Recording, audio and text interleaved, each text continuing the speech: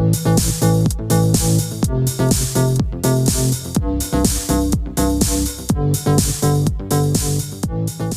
guys, so I've got a cigarette burn in my driver's seat in the Ranger, and I don't know what I'm doing with these seats. I'm probably gonna recover them at some point, but it is what it is, and the cigarette burn is driving me nuts, so I want to repair it. So I spent a good, I don't know, 8.5 minutes doing a deep dive on YouTube, and it seems like the consensus is to use a razor blade and some Elmer's glue. So I'm gonna give it a try. It could absolutely suck. Do I care? No, because it's got to be better than what I've got right now, a giant hole. So I don't know. Let's dig in. I'll show you what's going on. All right, there is said cigarette burn, which is like, so if you just like, it's the size of my fingertip. So I guess what I'm gonna do is I got this little piece of fabric. I'm gonna shove that in there. I'm gonna glue it to there. This is Elmer's glue extra strong formula. I did not skimp. This was like $9 and I literally need like a thimble full. So I don't know, it is what it is. So $9 for glue. I found this in my toolbox, brand new razor blade. I didn't know such a thing existed, but there it is. So it must. And then I've got a pair of tweezers just in case I want to want to move that piece of fabric around. So that's what we're doing. We're gonna glue this fabric to this. Then we're gonna use the razor blade to scrape up fibers off of the existing seats, and then we're going to use those fibers to glue onto this piece to fill the hole. Is it going to look perfect? I don't think so. Is it going to look way better than what I've got going on right now? Let's hope. So let's have at it.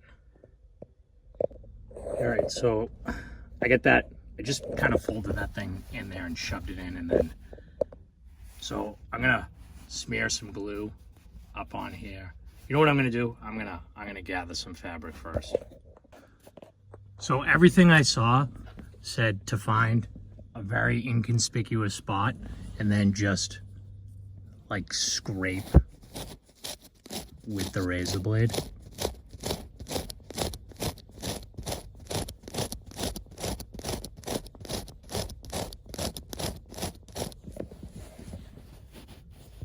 And I don't see anything. All right, so I tried the scrape for fibers technique, and I decided that it wasn't working. The Ranger, whatever the seats are made out of, the velour, it wasn't giving up any fibers.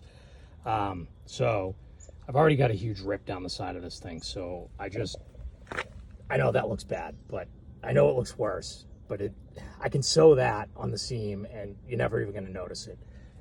This is what I'm gonna do. So I'm gonna trim that up so that it fits in that hole perfectly, and then I'm just gonna glue it in.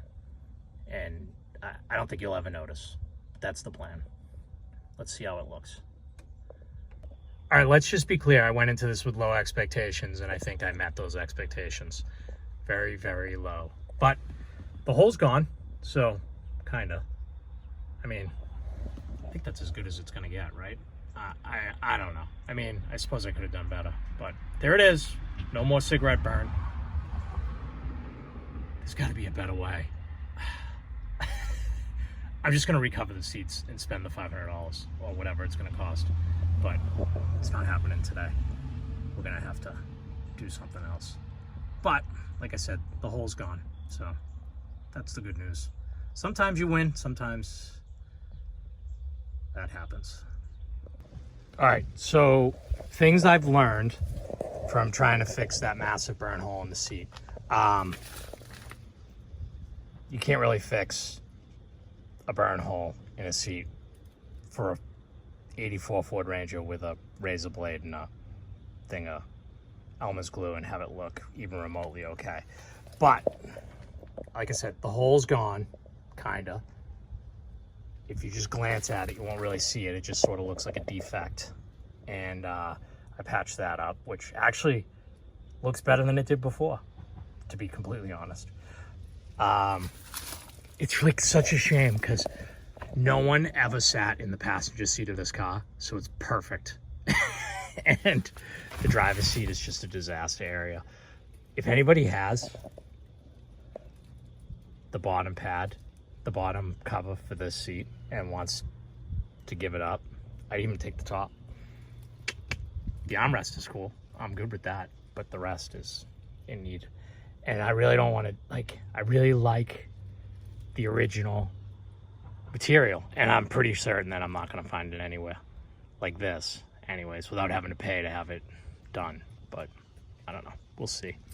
Anyways, so that was how to fix a burn hole and fail on your 84 Ford Ranger. I kind of succeeded. I don't know, let me know what you think. Don't forget, like and subscribe.